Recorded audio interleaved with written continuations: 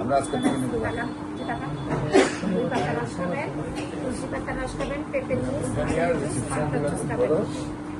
বসো তোমাদের আবার